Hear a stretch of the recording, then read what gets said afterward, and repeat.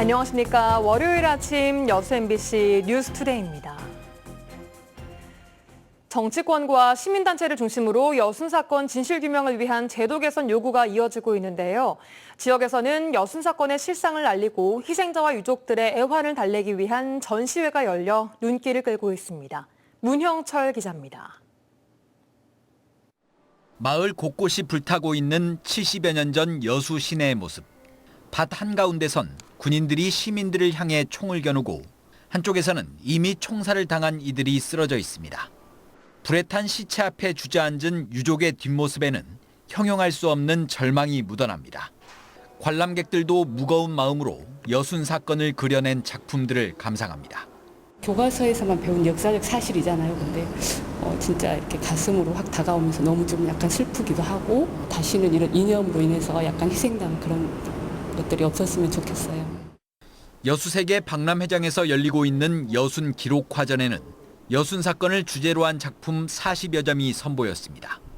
전시장 한 곳에는 증언과 자료를 토대로 당시의 상황을 사실적으로 담아낸 그림을, 또 다른 전시장에서는 여순 사건 이후 유족과 여성들의 애환을 조명하는 작품을 만나볼 수 있습니다.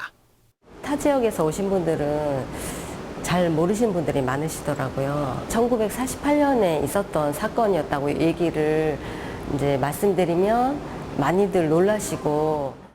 여순 사건 유족이기도 한 박금만 작가는 이번 전시회를 통해 여순 사건에 대한 부정적 인식과 편견을 깨고 싶다는 소망을 밝혔습니다.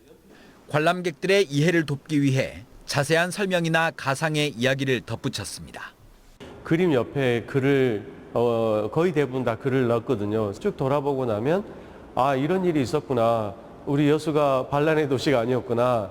이걸 좀 느낄 수 있었으면 좋겠습니다. 여순 사건을 재조명하는 여순 기록화전은 이달 말까지 진행되고 오는 14일엔 관람객들을 대상으로 한 작품 설명회와 작가와의 만남 행사가 열립니다. MBC 뉴스 문형철입니다.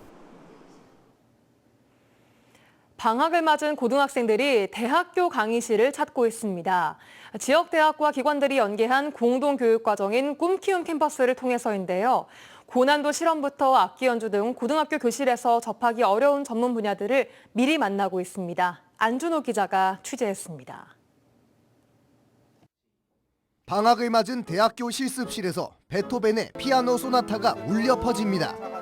아다지오는 또 뭐죠? 느리게. 역시 느리게 해서 느리게 시작해서 1대1 지도를 받고 있는 학생은 다름 아닌 고등학생. 평소 고등학교에서 개설하기 어려운 소인수 선택 과목 및 전문 교과를 지역 대학과 연계해 수강하는 정규 교육 과정인 꿈키움 캠퍼스에 참가한 겁니다. 단위 학교에서 개설하기 어려운 과목들이 실제적으로 좀 많은 편이고요. 그래서 도서 지역이라든가 작은 소규모 학교들 학생들이 지원해서 그런 과목들을 받을 수 있게끔.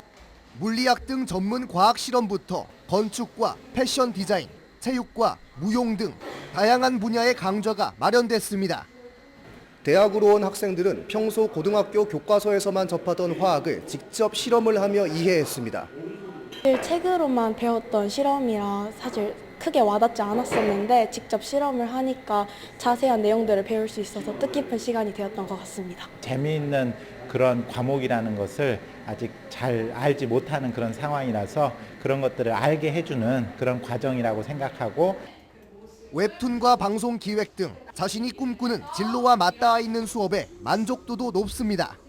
이번 수업을 통해서 어떻게 방송을 해야 소비자들이 원하는 컨텐츠들을 만들어내고 본인들이 좋아하는 컨텐츠에 대해서 배우게 되는 거라서 그것에 대해서 되게 흥미도가 처음에는 높고 그리고 되게 적극적으로.